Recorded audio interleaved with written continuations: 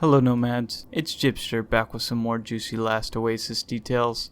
Let's begin with the new specialized walker, the Camelot. They stay here. We heard the feedback that collecting lava could be a better process. Introducing the Camelot walker, named after an extinct genus of camels which acts as a pump to help farming lava and water.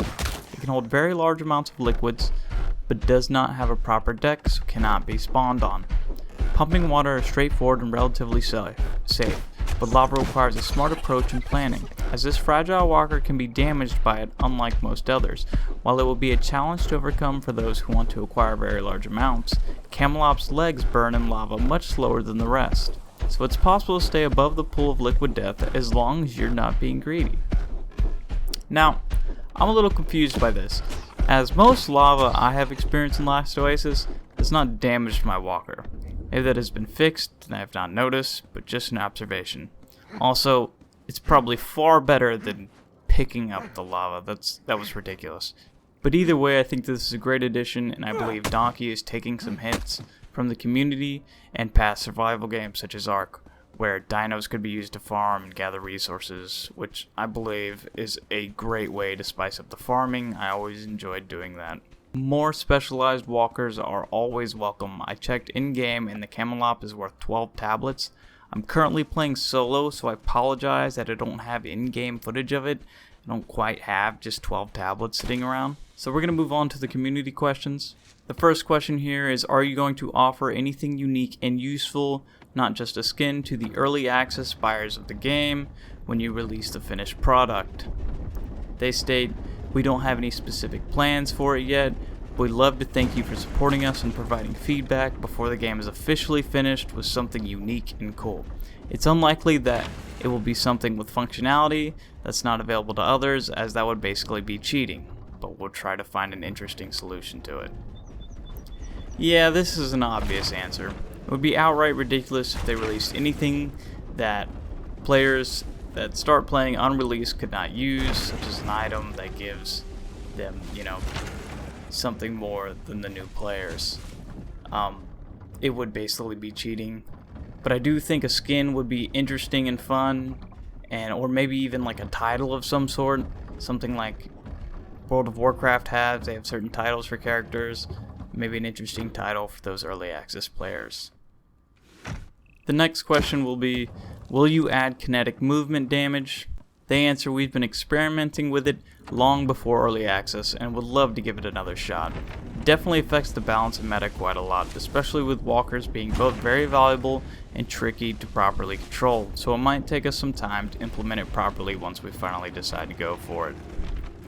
I think this is a bad idea.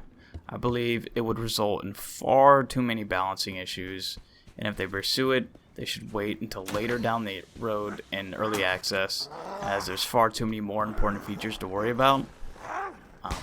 I can't imagine just getting slammed with a walker and my walker's legs breaking or something along those lines. I'm sure it wouldn't be that overpowered, but it seems a little bit ridiculous to me.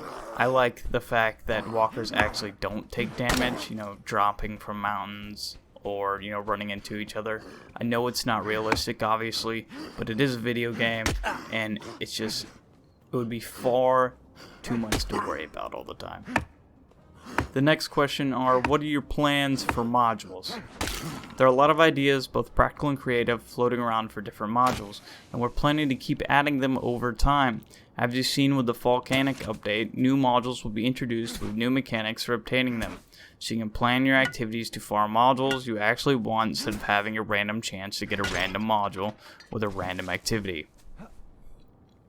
This is something I'm really happy they stated. Not for the modules directly, but the last sentence, so you can plan your activities to farm modules you actually want instead of having a random chance to get a random module with a random activity. Full RNG is so infuriating. If you've ever played Black Desert Online, I just want to put a revolver to my head, not to be so dark, but it's just, oh my god, it's infuriating. Give me a certain boss for a select few amount of modules with drop rates, and good modules will have greater risk versus reward, which will in turn provide a better experience for most players. I love things like that. I love risk versus reward. Even if it's like a small dungeon on an event map, even if, like a cave, even if it's not an actual dungeon, just like a cave with like high level rupus. You gotta go in there, battle rupus, get that module, you know, and then maybe you have to compete with another clan. You know, maybe it's a 12-man clan cap, and you have to compete with 5-6 other people to obtain this module from these mobs. It sounds like a lot of fun to me. Sounds really interesting. Sounds similar to what Ashes of Creation plans on doing. The next question is, you have commented about private server multi-tile access, which is great, but is there anything on expanded commands such as being able to perform wipes, spawn items? Their answer is, we're definitely planning much more control over private servers, including an ability to wipe and use admin cheat commands. Multi-tiled realms will be coming with the commerce update, and we'll be announcing the dates for the rest later on. As we've mentioned before, hosting your own machines will be coming as well in the future, which should allow for even more customization. Now this is huge. People have been asking for these things since day one, providing players with the private multi-tiled maps they've been asking for, and it's coming in the October update, so that's awesome. You can watch my previous video for more information on that. This alone should bring a lot of PvE players back. Depends on how many tiles you'll be able to operate, but at least 3 should be minimum as of right now, because you get to experience the 3 main maps. But people are going to love this. I'm definitely going to be joining a community server more than likely when this comes out, as I'm sure, you know, everything's going to be increased, everything will be 10 times, and you can just play around, you can just enjoy it instead of having to grind. So the 5th question here is there a combat rework patch planned, and what are your overall thoughts on melee combat as it stands right now? What do you personally think needs to be changed, and what would you like to see changed in the future? Their answer is, you'll probably get somewhat different answers based on who you ask in the team, which is a good thing, since everyone has their favorite aspects of melee and overall combat. When it comes to melee itself, we want to add more interesting mechanics, new unique weapon types, and in general try to make it more dynamic and fun to play, especially in synergy with other parts of the game like walker combat. With balance specifically, it's a little bit more tricky, since we want to keep the skill ceiling quite high for those who decide to dedicate to honing their melee skills, but at the same time we have to remember that it's not purely combat game, so it should be possible for a new player to learn how to fight with relatively ease. We're not in any way imagining that the combat is balanced at the moment. We'll be making changes and adding it to it over time as we iterate the game during early access. This is good, but I do think the combat is fairly easy to get a hold of and does obtain a decently high skill ceiling, especially regarding a survival game.